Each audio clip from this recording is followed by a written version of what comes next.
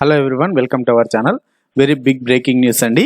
So ఇవాళ మరొక ఇద్దరు ప్రముఖ వ్యక్తులకి భారతరత్న అవార్డుని ప్రకటించింది కేంద్ర ప్రభుత్వం.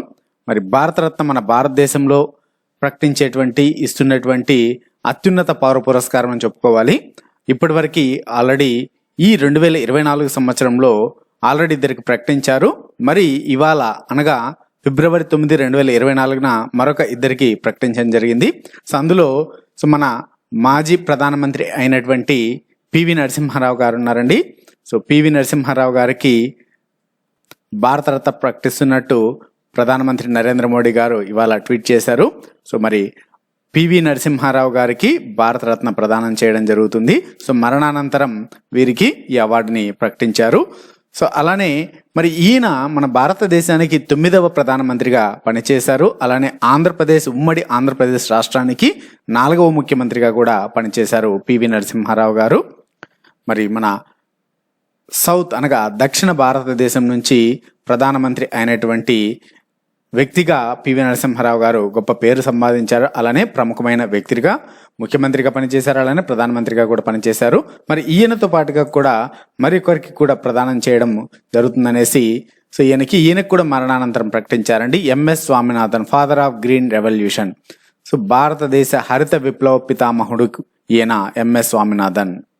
సో హరిత విప్లవ పితామహుడు అయినటువంటి ఎంఎస్ స్వామినాథన్ కూడా పివి నరసింహారావుతో పాటుగా మరణానంతరం భారతరత్న అవార్డుని ప్రకటించడం జరిగింది. ఇవాళ ఇద్దరికి ప్రకటించారు. ఆల్రెడీ ఇప్పటికే మరొక ఇద్దరికి కూడా ప్రదానం చేస్తున్నామనేసి ప్రకటించారు. వాళ్ళు ఎవరనేది కూడా చూద్దామండి. కర్పూరి ఠాకూర్ కూడా భారతరత్న ఇదివరకే ప్రకటించారు, అనగా ఈ 2024లోనే వీరికి ప్రదానం చేయనున్నారు. మరి ఈయన ఎవరంటే బీహార్ రాష్ట్రానికి 2 సార్లు ముఖ్యమంత్రిగా పనిచేసినటువంటి వ్యక్తి కర్పూరి ఠాకూర్. అలానే ఈయనకి గల ప్రత్యేకత ఏంటి అంటే రాష్ట్ర ప్రభుత్వ ఉద్యోగాల్లో రిజర్వేషన్లని తీసుకుని వచ్చినది ఈయనే అండి. రాష్ట్ర ప్రభుత్వ ఉద్యోగాలలో రిజర్వేషన్లని స్టార్ట్ చేసింది కర్పూరి ఠాకూర్ గారే. ఈయన బీహార్కి 2 సార్లు ముఖ్యమంత్రిగా పనిచేశారు. అలానే ఎల్కే అద్వానీ గారికి కూడా ఇదివరకే ప్రకటించారు ఈ 2024కి భారతరత్న అవార్డుని. సో ఈయన కూడా అత్యధిక కాలము లోక్సభలో అత్యధిక కాలం అపోజిషన్ పార్టీ లీడర్గా పనిచేసినటువంటి వ్యక్తి ఎల్కే అద్వానీ గారు. అలానే BJP one of the co ఫౌండర్గా కూడా ఈయన ఉన్నారు, ఎల్కే అద్వానీ గారు. అలానే ఈయన డిప్యూటీ ప్రైమ్ మినిస్టర్గా అనగా డిప్యూటీ ప్రధానమంత్రిగా కూడా పనిచేశారు. ఈయన 7th deputy prime minister of India LK Advani. So వీరి నలుగురికి ఇప్పటి వరకు ప్రకటించారు. సో కాబట్టి ఇది చాలా ముఖ్యమైనటువంటి ఇన్ఫర్మేషన్ అండి. 2024కి ఇప్పటి వరకు మన భారతదేశ అత్యున్నత పౌర పురస్కారమైనటువంటి భారతరత్న అవార్డుని 4గురికి ప్రకటించారు.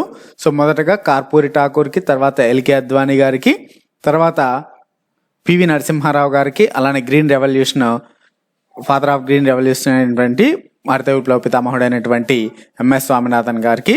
సో 4గురికి ప్రకటించారండి. వెరీ బిగ్ ఇన్ఫర్మేషన్, ఇది చాలా ఇంపార్టెంట్ ఇన్ఫర్మేషన్. అలానే మీ యొక్క ఫ్రెండ్స్కి వాట్సాప్, ఫేస్బుక్లో కూడా షేర్ చేయండి ఇన్ఫర్మేషన్. Thanks for watching. ఇటువంటి మరిన్ని అప్డేట్స్ కోసం మన ఛానల్ని తప్పకుండా సబ్స్క్రైబ్ చేసుకోండి.